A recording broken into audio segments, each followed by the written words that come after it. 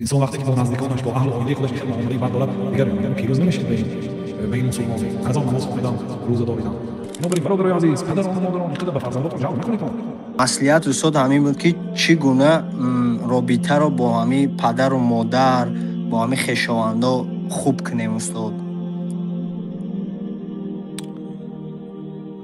аз аллоҳ таоло мо як миҷа задан ҳам беҳоҷат нестем. дар ҳама корҳо илоҷи ҳама мушкилиҳо аввалаш ёрӣ пурсидан аз аллоҳ таоло. ияка наъбуду ва ияка настаин. мо танҳо туро парастиш мекунем ва танҳо аз ту ёрӣ мепурсем. агар аллоҳ таоло осон накунад, ягон кор осон намешавад. гоҳо банда вақте ки дар дасташ пул дорад, шароит дорад, аз аллоҳ таоло ёрӣ намепурсад дар масъалаи масалан хона харидан ё мошин харидан. пули нақд дорад, лекин ёрдам намепурсад, чунки пул дорад. ҳамин пулро мехарам мегӯяд. аллоҳ таоло осон намекунад барояш. пули нақд дорад, мошин харида наметавонад. шояд 6 моҳ гузарад. ина пули нақд дорад, бо нияти зан гирифтан ба Тоҷикистон рафтааст, зан ёфта наметавонад. куҷо мерад наметиҳам. ё духтар маъқул намешад, ё ин маъқул намешад духтар. бинобар ин хеле фикр накунед ки пул дорам, хона дорам, ҳама чӣ дорам, кори ман роҳ мерад. не, дар ҳама чиз мо бояд аз аллоҳ таоло ёрӣ пурсем. ҳатто муомала бо падару модар, муомала бо ҳамсар, муомала бо фарзанд, аз аллоҳ таоло ёрӣ мепурсем ки аллоҳ барои мо муомала бо инҳоро осон кун. агар аллоҳ таоло осон накунад, дунё баротон тангӣ мекунад. имрӯз як зан як 30 дақиқи расо шикоят кард, баъд дидам ки 30 дақиқа шуд, гуфтам хайр. як моҳ ин ҷониб менависад, як бор маро гӯш кунед гуфта. модараш чунон азият медодааст тамоми духтарҳоша. тӯҳфаҳо мебурдааст, аз ҳамин даромад ҳақорат мекардааст ки нахот ҳамин тӯҳфаро ба ман биёрӣ. агар набиёрад бо ҳамин хел, биёрадам ҳамин хел. аллоҳ шуморо бадбахт кунад, лаънат кунад. фақат дуои бад мекардааст, бекоро бекор. духтароша, фарзандоша, хоҳарош, ҳар киро, домодҳоро, наъузубиллоҳ. ино яъне ҳамашон қариб ашаварошон ҷудо шудиян апишки ҳамин кора. домода занг мезадад, ҳар рӯз ҷанг, ҳақорат, дашном, занаки намозхон мегӯяд. я расулаллоҳ иннаҳа тусалли ва тасуму ва туъзи ҷараҳа қала ҳия финнар. ё расулаллоҳ, як зане ҳаст, намоз мехонад, рӯза медорад, ҳамсояҳошро азият медиҳад, гуфтанд ки ӯ дӯзахӣ аст. ҳамсояро азият додан боиси дӯзахӣ шудан аст. чӣ ҷои духтарои худ, чӣ ҷои фарзандои худ, чӣ ҷои шавҳари худ, чӣ ҷои модари худ, чӣ ҷои хоҳарони худ. لا تدعوا على انفسكم ولا على اولادكم. پیامبر صلی الله علیه و سلم میگه برای نفس خویش دعای بد نکنید و برای فرزنداتون هم دعای بد نکنید. نخواد مادر برای انسان از فرزندش دیده، از دشمنش دیده دشمنتر باشد. هر روز دعای بد کند، نصیحت کند، نصیحتگر شدی، تو فلانی بودی، این بودی، آن بودی، حقارت، دشنام، لعنت. نعوذ بالله. بنابراین سوال شما هم به مورد نیست که یعنی چی کار کنیم که مناسبت ما خوب باشد. چون که بعضی طبیعت ها هست که مونیتی نیک نزدش میرید، با معامله نیک کی طبیعتتون رو ویران میکنند، طبیعتتون رو ناخوش میکند. طبیعتی اون آدم ویران است، او آدم که معامله کرده نمیشد. بنابراین ما مجبور هستیم و ما همیشه بنده هستیم، ما ناتوان هستیم، عاجز هستیم. همیشه از الله تعالی یاری میپرسیم در همه کارها. ای الله، مناسبت همراهی پدر و مادر ما و مناسبت همراهی برادر و خواهران ما، مناسبت همراهی فرزندان ما را آسان کن. گفته اول دعا میکنید، از الله تعالی یاری میپرسید با نیتی نیک، بعد کوشش میکنید به طبیعتی همون آدم مناسبتر کار کردن. معامله نیک، سلام و درود، دعا در حقش. اگر در غریبی باشد با واسطه تلفن، اگر تلفن مشکل تر باشد پیامک، همین گونه آهسته آهسته یعنی که دل آنها رو میابید. اگر منظورتون یک چیزی مخصوص رو پرسیدنی باشید میتونید سوال مشخص تر کنید. استاد اگه ما از پدر شکایت نمیکنیم استاد، همین حادثه هم خیلی است که وقتی که صحبت میکنیم با پدر کی که نباشه استاد، همین خیلی فکر میکنیم که مثلا زنگ زنیم همین یک احوال پرسی کنیم خوب قطع کنیم. متاسفانه استاد هر وقتی زنگ میزنیم یگان نافهمی میشه استاد، یگان پدر یگان گپ میزند استاد. همین خیلی این همین من در سبحان الله شکایت ها از بالای پدرها هم زیاد است. بعضی برادران میگن که ما هم در دنیا از هیچ شکایت ندارم غیری پدر. یک پرابلم دارم همین پدر، معامله بیزیبی پدرم.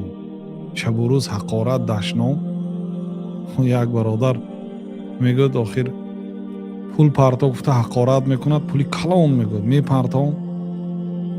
همین گیتی تلفن روی خط سیاه میدارد، با همون یک ماه گذارد، با وقتی پول شد با در میگرند، پول پرتا میگه، پول میپرتا محکم میکنه. بیکار و بیکار. و نخواد انسان با فرزندش هم خیلی معامله کند. اون معامله زیبای شما با همراهی یار و دوستاتون و اون هم نشینانتون در چایخانه و در رستوران چی فایده داره وقتی با فرزند خودتون معامله بد دارید؟ انسان وقتی که با نزدیکانش، با اهل و عائله خودش این خیلی معامله بد دارد، دیگر ما پیروز نمیشید به این مسلمانی. 1000 نماز خواندم، روزه داریدم. شریعت فقط نماز و روزه نیست. یا ایها الذین آمنوا ادخلوا فی السلم کافه، ای آنهایی که ایمان آوردید به دین اسلام به پررگی درآیید. یعنی هم نماز خوانید، هم روزه دارید، هم نیکی به پدر و مادر کنید، نیکی به فرزندا کنید، نیکی به همسرها کنید، و حتی به کافرها شریعت ما را معامله نیک فرمان داده است. و قولوا للناس حسنا، به مردم سخنی نیک گویید، نه فقط به مسلمان ها. للناس معامله نیک داشته باشید برای عمومی مردم تا اینکه سبب هدایتشون شوید. من امروز یک دو نوارای دیدم، یک روز میگد که ماشینم ویران شد، میگد در قدی راه ایستادم، هزارها ماشین روس ها گذشت، یگان تاش نایستاد، 2 آدم ایستاد، هر دوش هم مسلمان بود. آمده چیکار کنیم؟ در مابین راه ماشینش ویران شده، چی خدمت کنیم، چیکار کنیم؟ 2 مسلمان برای مسلمان ها ثنا میگفت. خلاصه همین که مسلمان به همه نیکی میکنه. پیامبر صلی الله علیه و سلم نه حیوانی را زدن، نه خادمی را، نه خدمتگاری را، نه زنی را. حیوان هم نزدن صلوات الله و سلام علیه. بعضی آدم های بد بود در جامعه، وقتی که روبروی پیامبر صلی الله علیه و سلم شد با معامله خوب پیشواز گرفتن. و حضرت عایشه رضی الله عنها مادر مومنین ها گفتن که یا رسول الله، این آدمی بد است که برای چی شما با این معامله نیک کردید؟ گفتن که متى وجدتنی فاحشا، کی تو مرا فحشاگوی و درشت معامله دیدی؟ کی دیدی که من با مردم معامله بد کنم؟ با عمومی مردم، اونا همین آدمایی که پیامبر صلی الله علیه و سلم با آنها معامله نیک کرد، اونا آدمای بد بودن. بئس اخو العشیره، این بسیار آدمی بد است گفته که پیامبر صلی الله علیه و سلم. لیکن وقتی که روبرو شد معامله نیک کردن. بنابراین وقتی پرسیده شدن گفتن که یعنی او سزاوار معامله بد است، لیکن همچون احسان، همچون خیر و سخاوت من با وی معامله نیک کردم. خب ما وقتی که وظیفه دار باشیم که با دیگرها معامله نیک کنیم، چی جای این که اینا صله رحم است، خویشاوندی است. این از همه خویشاوندی نزدیک پدر و مادر و فرزندها هست. نبیره ها، پدر و مادر، بابا و مادر کلام، بعد عمک و عمه های و تقای و خاله و فرزندای اونای و برادر و خواهرها پیش از اینا. یعنی معامله بهترین باید با اینها شود. اینها از همه سزاوارترین شخص هایی که شما با وی معامله نکنید برای این ثواب میگیرید، معامله بد کنید گناه میگیرید. بنابراین برادرای عزیز، پدران و مادران، اینقدر به فرزنداتون جور نکنید. از فرزندا بعد بعضی ها خود چی با این آیلیک میموند، یعنی $2000 هر ماه میتی نتی الله تو را لعنت کند. نعوذ بالله.